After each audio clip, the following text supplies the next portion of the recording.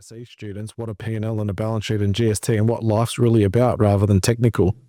That's where I see our next couple. That's where our system fails as well, doesn't it? Yeah. It never teaches you those like financial management, even personal funds or business funds. We're never taught any of that. Yeah. So unless you've got, someone of your caliber that's an accountant that has that background that you could probably teach your kids. Like your kids, I dare say, will know this stuff. Oh, you know what I mean? But the general public don't ever really get exposed to that. It's like, what's your Pythagoras theorem and all this sort of stuff, which, okay, that's fine. It's part of the curriculum, but there are other elements that need to be incorporated into that. Yeah, we see that, right? Obviously, university, I was doing philosophies of theories. Yeah, like what the fuck? We spent 6 months discussing, and I'm like... In your accounting degree? In the accounting degree. What is that? The history of accounting. Like, it's... What a waste of time. What a waste. And then... You didn't use it today? Oh, yeah. You're the abacus. Yeah. You can put one up on your wall. But it's... You need the hands-on experience. Yeah, I agree with that. That's why I believe in TAFE is a much better system than it is for university. Yeah, I agree completely with that because I did both. I went to TAFE and then transferred into the degree, and I still, to this day, say the TAFE I learned a lot more because it was practical. Yeah. I was being taught by builders, and they were saying, no, you do it this way, not that way. Yeah. Whereas in uni when we got there, and I got into third year straight up, it was, this is the theory, learn it, test on Monday. Yeah. That's it. You ask an accounting graduate how to do an individual tax return, they don't know. That's a massive failure, isn't it, on the system? Yeah. If you're an accountant and you can't do that, you have to learn when you're on the tools. On the tools. That's a massive failure. Yeah. You'd want them to have a level of competence. And they may not be able to do it very well, but like Xero should have a trial version for school. Do you know what I mean? Yeah.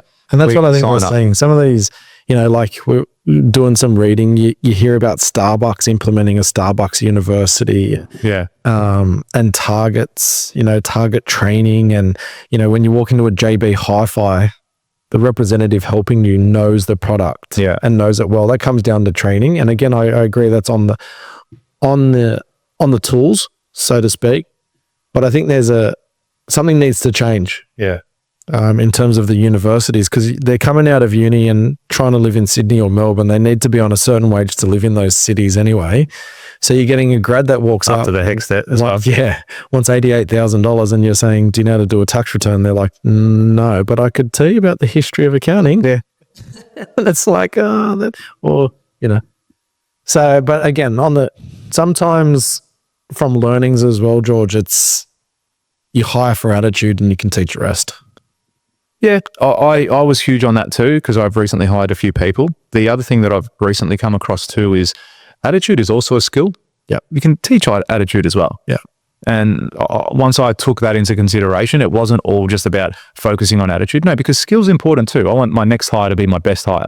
I want them to come in, dominate, bring new shit in, better shit, and then that way I can step back a little bit more. Yeah. Not to say attitude isn't important, but I think it's also a trainable item too.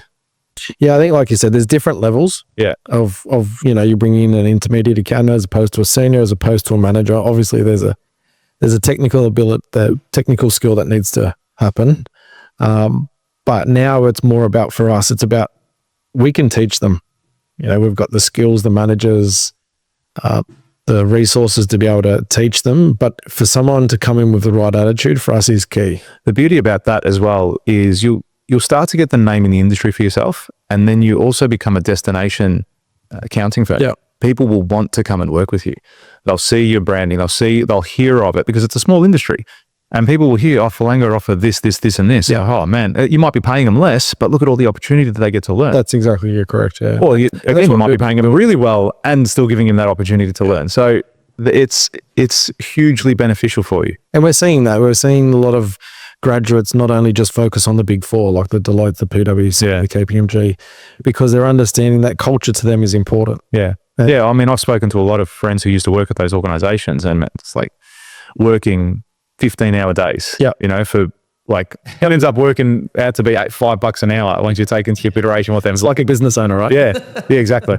Exactly. And the intent is for them to one day be partner after 10, 15 years in that role, and then that's all they're taught, but they don't walk out with that practical experience. Yeah, so everything's got you often get burnt out too. Yeah, everything's got its ups and downs. Unfortunately, I did that. You are one in, say, 5,000 or 400 or whatever that number is. So you do become a bit of a number. That's very competitive between all your peers as well. Like they want that next promotion. And that's why they stay back so late. That's it. Because you leave at 8 p.m. and you're like, why is everyone still here? Yeah, it's afternoon shift. Yeah. You're just starting? Because of the competition. Yeah. And from an accounting perspective, the more the person with the highest utilization or the most number of hours billed sort of gets the bigger pay rise or the promotion. So that's where it's at, rather than worrying about what the client cares about, and that's human interaction, I believe. How many meetings did they have one-on-one with the client? How many face-to-faces did they have, rather than how many hours they just billed? It'd be interesting to see if those organizations are still like that. Would you know? Because you would think that there's a lot more culturally influenced or influences from the external factors now, not about not working 15, 18-hour days. No, but I think some of them still have like they've got their own department now. Culture and research. Yeah, it's that. But they would still want, some people want to. But also like the brand is so, like, for example, I think when you talk about that sort of stuff, my mind instantly goes to like the US and investment bankers and things like that. And they supposedly do insane hours, like Goldman Sachs. And it's like, just having a role there is the win. Yeah. Not the work-life balance, none of that. It's about, look at where I work. Yeah. You know what I mean? Status. Yeah. And that's the win for everyone, not being home at 5 o'clock. No one cares. Yeah, they like to have that feeling and to say one day they'll put on their resume, but they don't need to put on their resume if they're still there. That's true. And, I was in that. I did that. How would you look at a candidate coming to work for you that had that on their resume?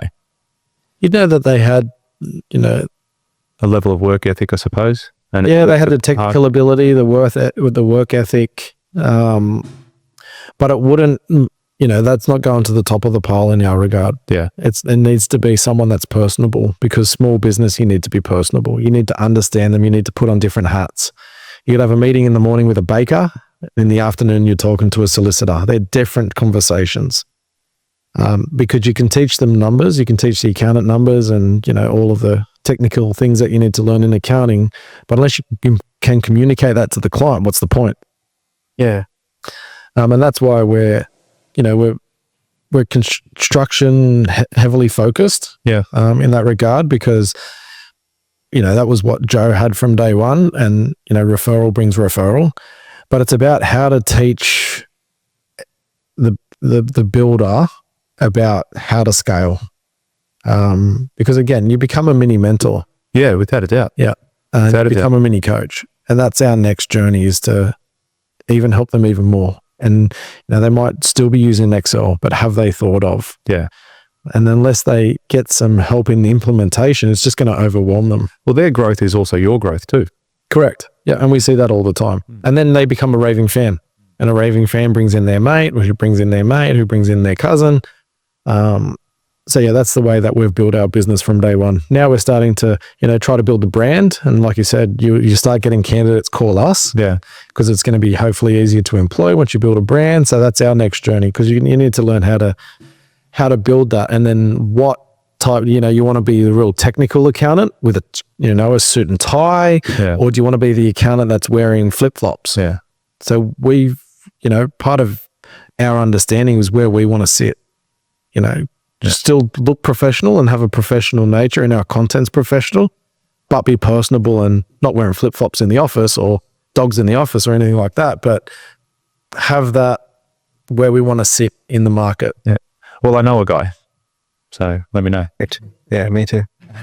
And also, just to bring it back one, they're called thongs. Not flip-flops? No, I like flip-flops. Yeah. So if you like this clip and you want to watch another one, click just over here. Or if you want to watch the full episode, you can click over here. Don't forget to subscribe to the channel, and thanks for watching.